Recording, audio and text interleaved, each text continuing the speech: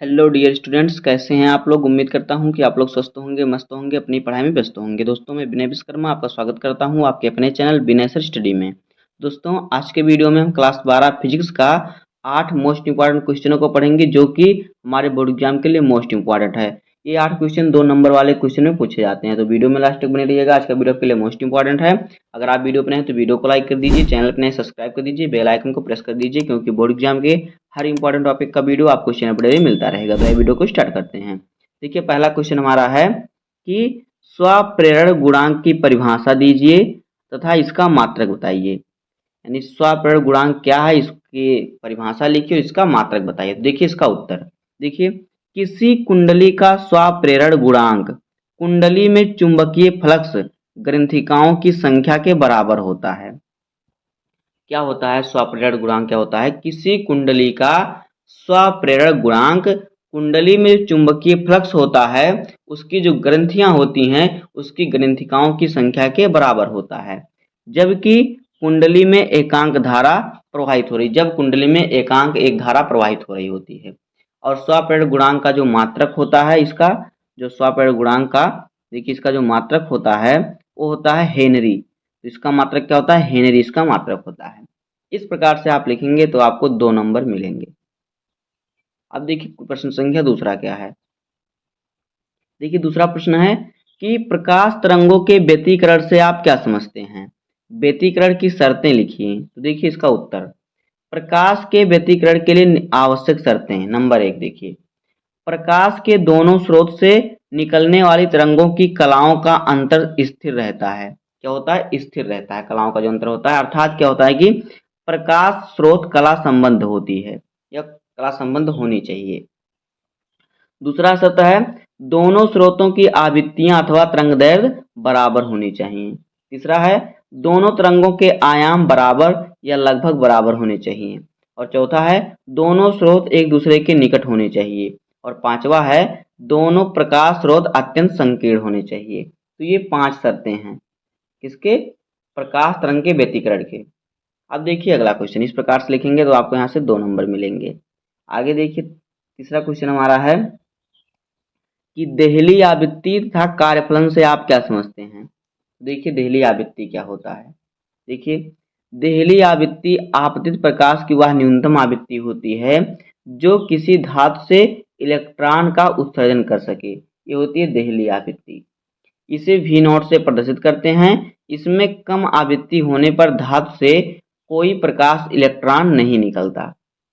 तो इस प्रकार से आपको लिखना है, ऐसे आपको 2 नंबर मिलेंगे। यहाँ पे कार्यफलन नहीं होता, सिर्फ पूछेगा आपको देहली आवृत्ति क्या होता है। कार्यफलन क्वेश्चन अलग से पूछता है।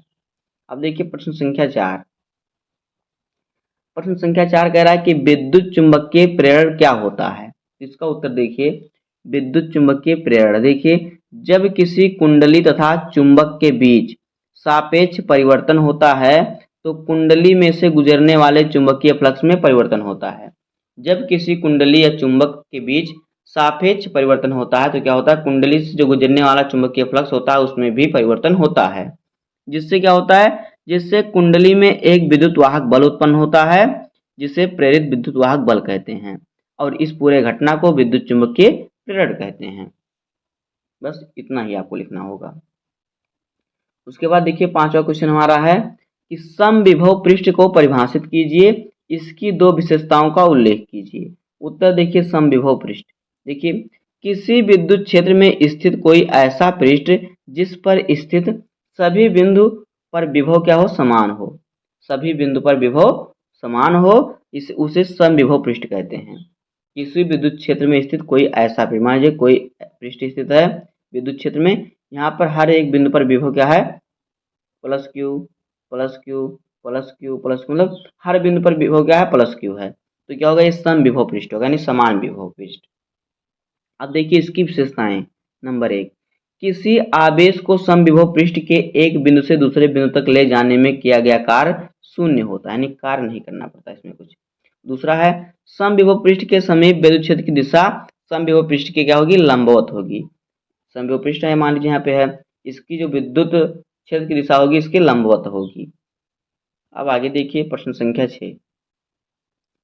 6 नंबर क्वेश्चन है कि संधारित्र किसे कहते हैं, संधारित्र की धारिता की परिभाषा दीजिए। तो देखिए उत्तर, हेडिंग हमारा है संधारित्र। संधारित्र एक ऐसा समायोजन होता है जिसमें किसी चालक के आकार में परिवर्तन किए बिना उसकी धारिता बढ़ाई जा सकती है। क्या होता है, संधारित्र एक ऐसा साधन होता है जिसमें किसी चालक के आकार में, उसके चालक के आकार में कोई परिवर्तन किए बिना उसकी धारिता क्या होती है, बढ़ा दी जाती है या बढ़ाई जा सकती है। उसका विभव क्या करके, कम करके, उसका विभव कम करेंगे तो उसकी धारिता बढ़ जाएगी, जिससे कि उस पर आवेश की पर्याप्त मात्रा संचित की जा सके। अब देखिए संधारित्र की धारिता क्या है। किसी संधारित्र की एक प्लेट को दिए गए आवेश तथा दोनों प्लेटों के बीच उत्पन्न विभवांतर के अनुपात को संधारित्र की धारिता कहते हैं। इसे सी से प्रदर्शित करते हैं। क्या है, किसी संधारित्र के एक प्लेट को दिए गए आवेश और दोनों प्लेटों के बीच उत्पन्न विभवांतर, दो प्लेट मान लीजिए, एक प्लेट को आवेश दिया गया Q और इसके बीच विभवांतर कितना, V विभवांतर उत्पन्न होता है। तो C बराबर हो जाएगा Q/V। ये होता है संधारित्र की धारिता। अब आगे देखिए 7 नंबर क्वेश्चन है, वैद्युत परिपथ संबंधी किरचॉफ के नियम लिखिए। तो देखिए किरचॉफ का नियम, पहला होता है संधि का नियम, दूसरा होता है बंधपाश का नियम। देखिए पहला नियम क्या है, संधि का नियम। देखिए इस नियम के अनुसार किसी परिपथ की किसी संधि पर मिलने वाली सभी धाराओं का बीजगणितीय योग क्या होता है, शून्य होता है। ये किरचॉफ का प्रथम नियम है। अब देखिए बंधपाश का नियम, दूसरा नियम है, किसी परिपथ के किसी बंधपाश में लगे प्रतिरोधों तथा उनमें प्रवाहित धाराओं के गुणनफल का बीजगणितीय योग उसी पास में लगे विद्युत वाहक बल के बीजगणितीय योग के बराबर होता है। ये किरचॉफ का द्वितीय नियम है। अब देखिए अगला क्वेश्चन हमारा आ गया ओम का नियम। तो देखिए ओम का नियम क्या होता है, इस नियम के अनुसार यदि किसी चालक की भौतिक अवस्था जैसे कि ताप, दाब आदि में कोई परिवर्तन ना हो तो चालक के सिरों पर विभवांतर तथा उसमें बहने वाली धारा का अनुपात क्या होता है, नियत रहता है। ये होता है ओम का नियम। तो दोस्तों ये 8 महत्वपूर्ण प्रश्न है जो कि हमारे बोर्ड एग्जाम में 2 नंबर में पूछे जाते हैं। अगर 2 नंबर में पूछे तो आपको इतना ही लिखना होगा। तो उम्मीद करता हूं कि आपको वीडियो पसंद आया होगा। अगर आपको वीडियो पसंद आए तो वीडियो को लाइक कर दीजिए, चैनल पर नए सब्सक्राइब कर दीजिए, बेल आइकन को प्रेस कर दीजिए, क्योंकि बोर्ड एग्जाम के हर इंपॉर्टेंट टॉपिक का वीडियो आपको चैनल पर डेली मिलता रहेगा। तो मिलते हैं किसी नेक्स्ट वीडियो में, तब तक के लिए धन्यवाद। जय हिंद।